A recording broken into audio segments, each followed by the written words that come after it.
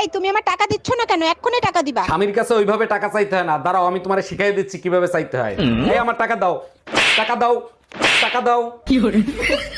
আচ্ছা ঠিক আছে, এই আমার টাকা দাও। এই নাও তোমার টাকা। জানো, সৃষ্টিকর্তা যখন মা তৈরি করছে অনেক চিন্তা ভাবনা করে তৈরি করছে। এমন ভাবে মাকে তৈরি করছে যাতে সন্তানরা মায়ের কাছে জান্নাত খুঁজে পায়। ঠিকই বলছো। এরপর শয়তান চিন্তা করলো তাহলে তো আমারও কিছু তৈরি করতে হয়, তখন শয়তান শাশুড়ি মা তৈরি করে দিছে। অরুণ ভাই, শুনলাম আপনি নাকি আর একটা বিয়ে করবেন। জি ভাবি, একটা মেয়ে দেখেন আমার জন্য।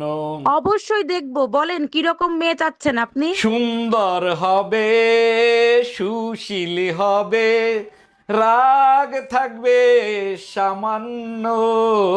একটা বেলুন আইনো আমার জন্য।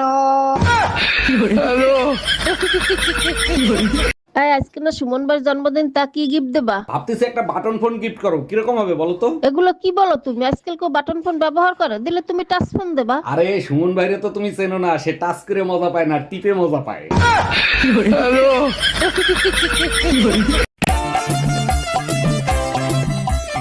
ওমা, শিবুদার বউ তো অন্য লোকের সাথে পালিয়ে গিয়েছে। হ্যাঁ, তাই কি হয়েছে? তা এখন বলবা না শিবুদার বউর মতো হয়ে দেখাও।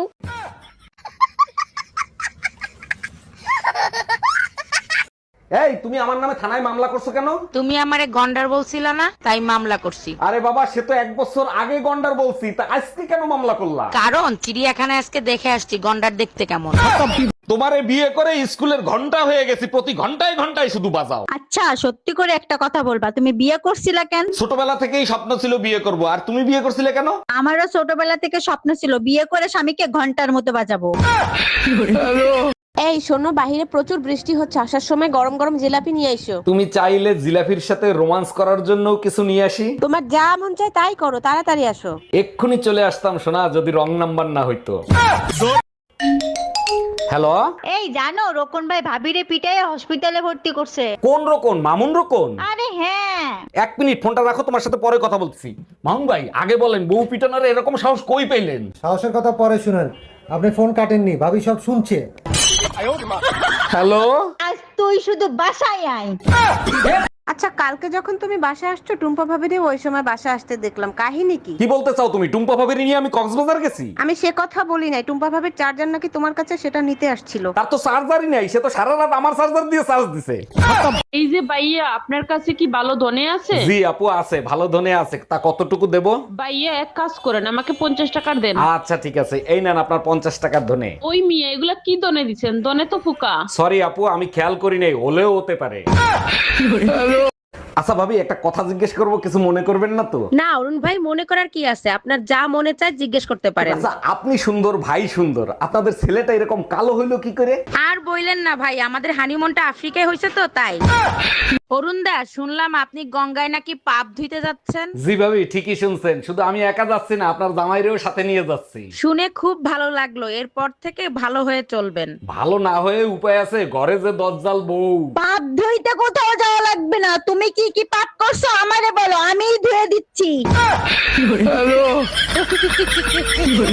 আচ্ছা শোনো, তুমি একবার ভাবো তুমি আমারে সাইডে দিছো। আচ্ছা ভাবলাম, আমি তোমারে ছেড়ে দিছি।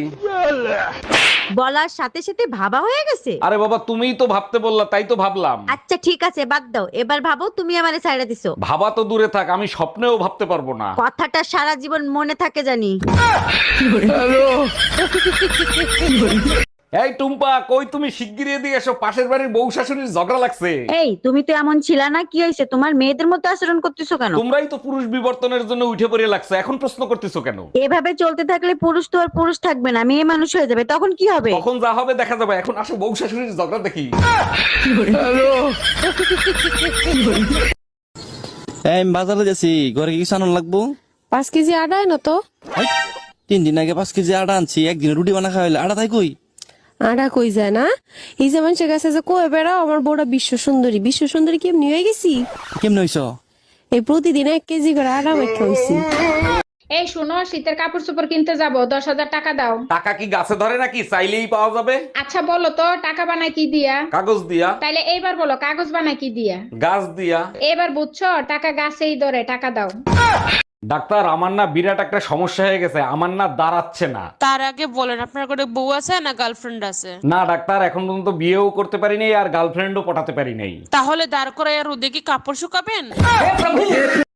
আচ্ছা, সবসময় তুমি ঝগড়ার মুডে কেন থাকো? একটু ভালোবেসে কথা বলা যায় না? এসব প্রেম ভালোবাসা আমাকে দ্বারা হবে না, ঝগড়া করবা তো বলো। 20 বছর কি বাপের বাড়ি ঝগড়ার পিএইচডি করে আসছো? একদম বাপের বাড়ি তুলে কথা বলবা না, একেবারে গুষ্টি ধুয়ে রোদে শুকাবো।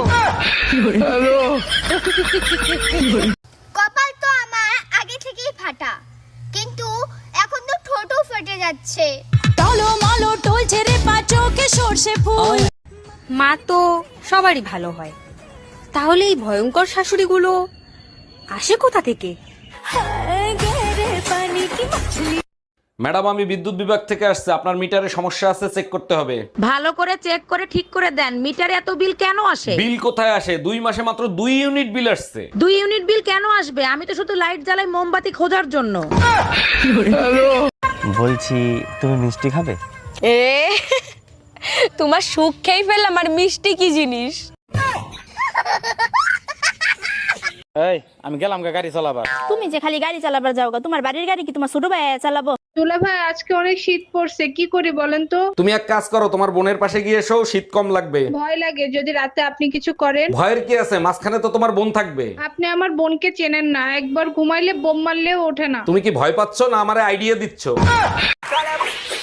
এই যে শোনো, আমি যদি তোমার একটা কিস করে পালিয়ে যাই, তখন কি তুমি কিছু মনে করবা? কিছু মনে করব না, কিন্তু ভাববো ছেলেটা অনেক বোকা। পুরো পরীক্ষাটাই দিতে পারতো, বাট রোল নাম্বার লিখেই পালিয়ে গেছে। জানো, আমাদের গ্রামে পুরানো একটা রাজপ্রাসাদ আছে। হ্যাঁ দেখছি, কিন্তু ওর গেটে এত বড় বড় তালা লাগানো কেন? ওই রাজ্যে যত ভূত পেতনি আছে সব ওখানে তালা মারা আছে। ও আচ্ছা, তা অত বড় তালা ভাঙিয়ে তুমি কেন বের হয়েছিলা? তোর ঘাড় মটকাইতে।